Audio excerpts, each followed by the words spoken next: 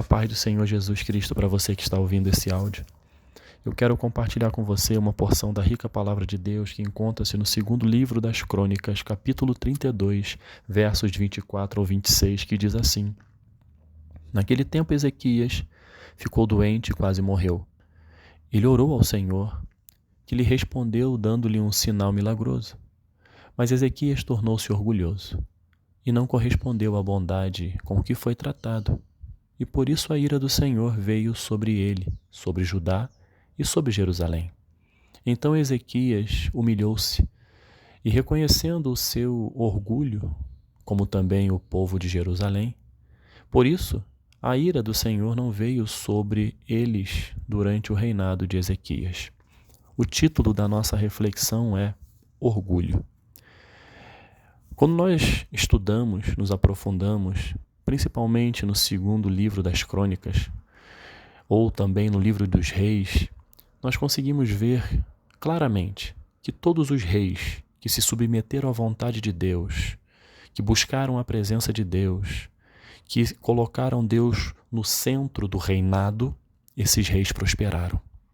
E todos os reis que se distanciaram de Deus, que fizeram tudo aquilo que era abominável aos olhos do Senhor, todos esses reis não tiveram êxito no reinado, não prosperaram. Por conta do pecado que reinava em suas vidas e automaticamente todo o povo sofria. Quando falamos do rei Ezequias, a palavra de Deus diz que este rei, ele foi diferente. Ele fez o que o Senhor aprova, tal como tinha feito Davi, seu predecessor. Em 2 Crônicas 29, verso 2, diz justamente isso que eu acabei de ler e acabei de falar. Esse rei fez aquilo que Deus aprovava. Então, em consequência, todo o povo que estava sob a sua responsabilidade também seria abençoado, porque este rei entronizou o Senhor em sua vida. Mas quando nós adiantamos mais o texto, quando vamos para 2 Crônicas 29, na parte do verso 35, parte B e 36, diz assim: Assim foi restabelecido o culto no templo do Senhor. Ezequias e todo o povo regozijavam-se com o que Deus havia feito por seu povo, e tudo em tão pouco tempo. Então Ezequias tinha uma grande responsabilidade, porque o templo ele necessitava ser purificado, o templo o culto necessitava ser reorganizado. O que ele herdou o templo totalmente mal cuidado, sabe? O templo foi deixado de lado, a manutenção, o próprio culto. Ele precisou reorganizar com todos os sacerdotes, levitas. Então Ezequias, ele fez aquilo que aprovava a Deus. Então Deus olhou para o coração de Ezequias e disse: você vai ser o que vai, junto com o povo, purificar o templo e reorganizar o culto. Mais um pouco para frente, em 2 Crônicas 32, versos 7 e 8, nós verificamos neste texto que houve uma ameaça de Senaqueribe contra Judá. Quem era o rei? Quem era Senaqueribe? Era o rei da Assíria. Era um exército muito numeroso, muito poderoso, e era um exército um tanto quanto impetuoso. Era um exército que usava requintes de crueldade para subjugar aqueles povos que eles guerreavam contra. E eles foram, o rei Ezequias e Judá, e o povo de Judá, eles foram ameaçados por este rei, por esta grande potência militar, por um grande império. E o que diz 2 Crônicas 32, versos 7 e 8? O que o rei Ezequias falou para o povo diante desta ameaça? Sejam fortes e corajosos. Não tenham medo, nem desanimem por causa do rei da Síria e do seu enorme exército, pois conosco está um poder maior do que o que está com ele. Com ele está somente o poder humano, mas conosco está o Senhor, o nosso Deus, para nos ajudar e para travar as nossas batalhas. E o povo ganhou confiança com o que disse Ezequias, rei de Judá. Vejam, caros ouvintes, o tamanho da fé deste homem, deste rei, Naquele momento de muita dificuldade, naquele momento de muita luta, naquele momento de uma ameaça, não havia se concretizado ainda a batalha. Mas somente a ameaça de um grande império contra aquele povo, contra o povo de Judá, era o suficiente para deixar o povo um tanto quanto amedrontado. Mas ele foi usado com fé, com ânimo, para animar o seu povo, dizendo: olha, nós não estamos sozinhos. Vocês precisam ser fortes e corajosos. Não tenham medo. Eles têm poder, sim, poder humano. Mas o nosso Deus, Ele tem um poder que eles não têm. E Ele está conosco. E Ele vai travar, Ele vai lutar as nossas batalhas. O que isso significa? Abrindo um parêntese e contextualizando para você que está me ouvindo.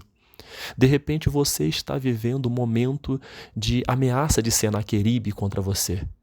De algo que você acha que é maior do que você. Seja algo no seu interior, seja uma ansiedade, seja uma depressão, seja realmente uma ameaça de uma pessoa contra você no seu trabalho, onde quer que seja, eu não sei qual a luta que você está travando, pode ser uma enfermidade, eu não sei. Mas o que eu quero chamar a sua atenção? Porque independente da sua luta, se você tiver a postura do rei Ezequias, de colocar Deus no centro da sua vida e fazer aquilo que aprova ao Senhor, este mesmo Deus que foi com Ezequias neste momento em que ele diz: sejam fortes e corajosos, é Deus falando com você e comigo. Não fique preocupado com esta batalha que está diante de você, porque eu vou batalhar por você. Eu vou lhe conceder a vitória. Tão somente seja forte e corajoso. Ser forte e corajoso é com você. Vencer essa batalha é com o Senhor. É isso que a palavra de Deus está nos falando. No final diz: e o povo ganhou confiança com o que disse Ezequias, rei de Judá. Essa palavra é para nos animar. Para nos animar dizendo: olha, não fique para baixo. Levante a cabeça, seja forte, seja corajoso, não tenha medo, porque o que está conosco é maior do que o que está no mundo e Deus está disposto a vencer, a fazer você vencer esta batalha, esta luta que você está enfrentando. Não sei qual é, mas você sabe, você que está me ouvindo sabe. E esta palavra é para você, esta palavra é para mim, para nos animar, para nos incentivar. E quando prosseguimos ainda em 2 Crônicas 32, versos 20 e 21, após essa ameaça e após Ezequias falar isso para o povo, diz o seguinte: por tudo isso, o rei Ezequias e o profeta Isaías, filho de Amós, clamaram em oração aos céus. E o Senhor enviou um anjo que matou todos os homens de combate, todos os líderes e oficiais no acampamento do rei assírio, de forma que este se retirou envergonhado para a sua terra. Então ele falou um momento de ânimo, falou o que tinha que ser dito ao povo para animá-lo, e depois ele foi orar. Ele foi junto com o profeta orar, clamar ao Senhor, para que o Senhor os livrassem daquela situação. Então ele primeiro profetizou, depois ele disse o seguinte: vamos orar. Ele e o profeta foram clamar. A chave da vitória está na oração. A chave da vitória está na oração. Ele mediante a fé, ele falou algo que animou o povo. Mas ele não deixou de orar, ele não deixou de buscar. Ele foi junto com o profeta Isaías buscar a presença de Deus e Deus ouviu a oração e mandou um anjo. E esse anjo foi o responsável por envergonhar Senaqueribe e todo o império assírio. E a vergonha foi tão grande, caro ouvinte, que quando o rei Senaqueribe voltou para sua terra, ele foi assassinado pela vergonha, porque ele disse na ameaça dele que nenhum Deus desta terra poderia ser capaz de deter o império assírio. Não existiu na história e nunca existirá. Então esta afronta tocou no coração de Deus. E Deus usou o rei Ezequias para fazer com que o nome dele fosse exaltado e o império assírio fosse envergonhado. Mas o interessante, você pode estar se perguntando: mas por quê? O título da reflexão é orgulho e você está fazendo uma introdução com esta vertente. É porque mesmo com tudo isso que o rei Ezequias viveu, Ele era um ser humano e, como tal, se não estiver vigilante, pode cair. Porque o orgulho está aí, a soberba está aí. Se nós dermos vazão, dermos a oportunidade, ela vai entrar no nosso coração. E foi o que aconteceu com o rei Ezequias. O orgulho entrou em seu coração. Ezequias estava doente e quase morreu, mas ele teve a postura, orou ao Senhor, que lhe concedeu a vitória, que lhe concedeu a cura, que lhe concedeu o milagre. Mas a palavra de Deus diz também que Ezequias se tornou orgulhoso. Ou seja, ele não correspondeu a toda a bondade que Deus havia feito nesse milagre. Ele não correspondeu a esta bondade com que foi tratado. Por isso a ira do Senhor veio sobre ele e sobre Judá e também Jerusalém.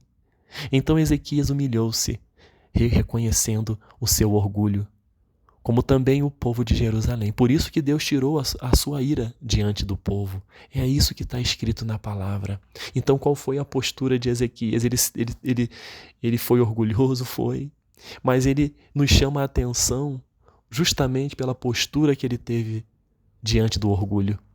Ele se humilhou, ele se arrependeu, ele reconheceu o seu pecado, ele reconheceu o seu orgulho, a sua presunção, ele reconheceu a sua altivez de espírito, ele reconheceu a sua soberba e se arrependeu de tudo isso.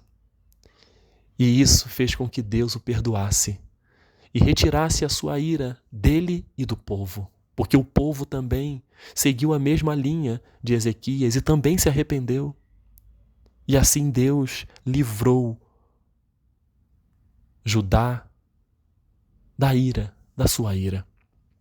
O que isso está querendo dizer para mim e para você? E falou muito forte ao meu coração. Eu não sei se no seu coração, neste momento, existe um orgulho. Existe uma altivez de espírito, uma presunção. O que a palavra de Deus está nos dizendo hoje é o seguinte: não seja orgulhoso. Seja humilde.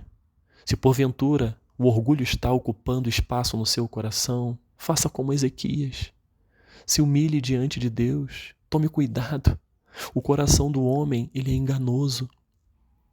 Se nós não estivermos atentos, o orgulho toma conta do nosso coração. O Senhor nos diz que hoje é dia de perdoar. Hoje é dia de liberar perdão para aquela pessoa que te ofendeu. É isso mesmo, libere perdão para esta pessoa que te ofendeu.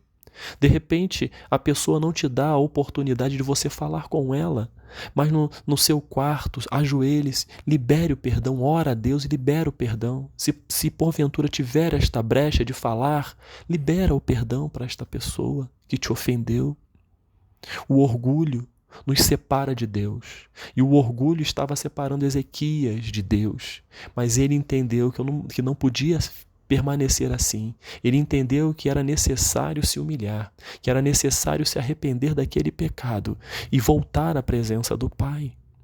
Então eu não sei o que está no seu coração, mas o que a palavra nos diz? Nós não somos nada. Nós não somos ninguém. Se Deus hoje colocar um ponto final em nossas vidas, o que levaremos daqui? Eu estava certa vez conversando com um colega de trabalho e irmão em Cristo, que ele olhou para o meu punho e verificou que eu estava com uma munhequeira por conta de uma tendinite que eu estava enfrentando. E ele, muito perspicaz, olhou: e aí, meu irmão, como é que está? Falei assim: é uma tendinite aqui, tá doendo um pouco, mas eu estou tratando. Ele melhoras, tá, irmão? Mas quando eu olho isso, eu imagino que é Deus mostrando pra gente quem nós somos, né? Aí aquela palavra dele, né, aquela sutileza, aquela sabedoria, me fez refletir quem eu sou. Se uma tendinite, uma simples tendinite, me deixa debilitado, isso é para mostrar que eu não sou nada, que eu não sou ninguém. Sem a presença de Deus, então, quem sou eu? Quem é você? Então não deixe o orgulho tomar conta do seu coração. Não deixe o orgulho dirigir a sua vida. Hoje é dia de perdão. Hoje é dia de se humilhar diante de Deus, de reconhecer que Ele é tudo, que você é pó e cinza na sua presença. Mas faça como Ezequias. Se humilhe, se arrependa. Que Que Deus possa te abençoar, em nome de Jesus. Amém.